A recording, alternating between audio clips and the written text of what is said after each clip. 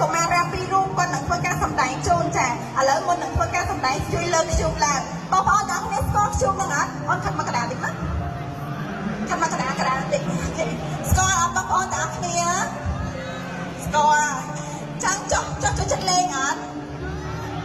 ចិត្តលេងចាចាំឲ្យអូនជួយណែនាំឈ្មោះសិនមុននឹងធ្វើការសម្ដែងអូនឈ្មោះអីដែរអង្ចានសុធី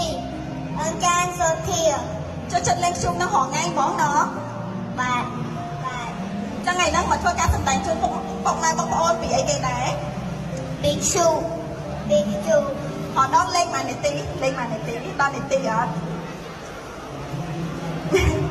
ចាអត់ឆ្លើយចឹងទុកឲ្យរីសាជាអ្នកបង្ហាញទៅវិញតោះអញ្ចឹងត្រៀមខ្លួនហើយនៅហើយអូខេ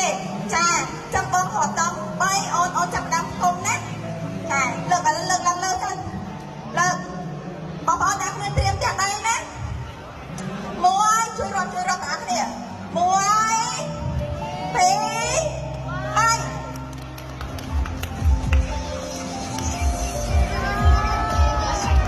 វ៉ាចាណាលឿនមួយ